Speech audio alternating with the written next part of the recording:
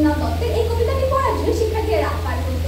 আজ দিন পার হয়েছে, বিশ্ববিদ্যালয় ও কলেজগুলোতে উঠছে পড়া, কাঁধে ভারী ব্যাগ, চোখে বড় চশমা ও কানে হেডফোন। এই আমাদের যৌগিক প্রজন্মরা জ্ঞান অন্বেষণ করছে।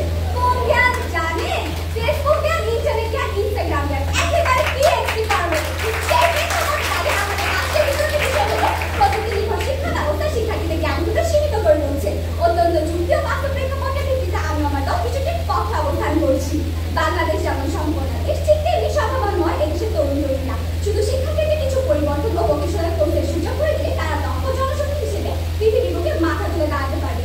বর্তমান শিক্ষা ব্যবস্থা রয়েছে প্রযুক্তি নির্ভর শিক্ষা। ইন্টারনেটের সচেতনতার কারণে দিন দিন শিক্ষার্থীদের কাছে পাঠ্য বই, ইন্টারনেটযুক্ত স্মার্টফোনই প্রিয় হয়ে উঠছে। ফলে তারা আর আগের মতো পড়া টেবিলে বসছে না।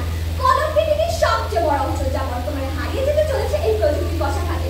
বর্তমানে প্রযুক্তি নির্ভর শিক্ষার্থী কলমের ব্যবহার না করে পড়ছে স্মার্টফোন, আইপ্যাড, ল্যাপটপ ইত্যাদিতে টাইপিং। ফলে লেখার প্রবণতা দুই ঘন্টার তাদের এই লেখা একটি জিনিসের ইতিবাচক ও নেতিবাচক উভয় দিক রয়েছে। প্রযুক্তি নির্ভর শিক্ষা ব্যবস্থা যখন শিক্ষায় নেতিবাচকতা সৃষ্টি করছে, তখন কিভাবে আমার প্রতিপক্ষ দল শিক্ষার প্রযুক্তি সুফল হয়ে আনবে তা আমার জানা নেই। বর্তমানে শিক্ষা ব্যবস্থায় প্রযুক্তি অপব্যবহার এতটাই ঢুকে পড়েছে যে শিক্ষার্থীরা পাঠ্যের কথা ভুলে গিয়েছে। আমার বিপক্ষ দলের প্রথম বক্তা প্রযুক্তির মাধ্যমে নাকি ডিজিটাল বাংলাদেশ গড়ে তুলবে। মাননীয় সভাপতি ও আমার বিজ্ঞ প্রতিপক্ষ দলের বন্ধুরা, প্রযুক্তি নির্ভর শিক্ষা ব্যবস্থায় যে সকল শিক্ষার্থীদের নিয়ে আপনারা ডিজিটাল বাংলাদেশ দেখার স্বপ্ন করছে, তারা যখন সালমান খানের কোন ছবিটি জনপ্রিয় জানতে চেয়ে লিউটেন্যান্ট খোকন সূত্রটি জানতে না চায়, তখন বলতেই হয়, হায় রে প্রযুক্তি নষ্ট করছে আজ কোটি কোটি শিক্ষার্থী। মাননীয় সভাপতি, রাতে নিস্তব্ধতা সৌন্দর্য অমূল্য। কেউ এ রাতে গল্প, উপন্যাস, কবিতা লিখে হয় বিখ্যাত, কোনো বিজ্ঞানী উনিশ সমীকরণের উত্তর খুঁজে পাইল না।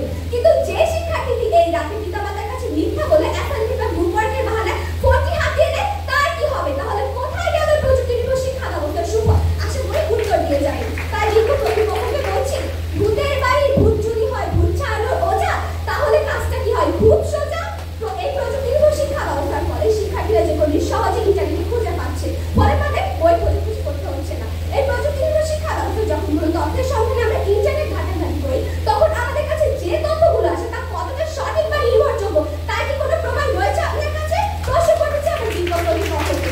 সাথে সংস্থার বিশ্ব নাজমুল হাসান কর্তৃক এক গবেষণা দেখা গেছে, শিক্ষার্থীদের তথ্য প্রযুক্তি ব্যবহারকারীদের 85% দিনে 8 ঘন্টা ঘুমায়, 3 ঘন্টা অন্যান্য কাজ, 6 ঘন্টা স্কুল, কলেজ ও বিশ্ববিদ্যালয় এবং সবচেয়ে ভয়াবহ 5 ঘন্টা প্রযুক্তি পড়া ও মাত্র 1 ঘন্টা শিক্ষার পিছনে ব্যয় করে। তাহলে কোথায় গেল প্রযুক্তি নির্ভর শিক্ষা ব্যবস্থার সুফল? প্রশ্ন করতেছে আমার বিপক্ষ দল। মাননীয় সভাপতি, যে প্রযুক্তি আমাদের মতো শিক্ষার্থীদের পাশে আশীর্বাদ হয়ে দাঁড়ানোর কথা, সেই প্রযুক্তির মাত্রাতিরিক্ত ব্যবহার আমাদের পৌঁছে দিচ্ছে ধ্বংসের দ্বার প্রান্তে। এই প্রযুক্তি নির্ভর শিক্ষা ব্যবস্থার শিক্ষার্থীরা ফেসবুক, ইনস্টাগ্রাম, টুইটারে এতটাই মত্ত থাকে যে তারা পড়াশোনার কথা ভুলে যায়। বিটিআরসি 2023 সাল কর্তৃক এক গবেষণায় দেখা গিয়েছে, দেশে ইন্টারনেট গ্রাহক 12 কোটি 61 লাখেরও বেশি, যার মধ্যে 5 কোটি 57 লক্ষ স্কুল, কলেজ ও বিশ্ববিদ্যালয়গামী শিক্ষার্থী, যারা 7 ঘন্টা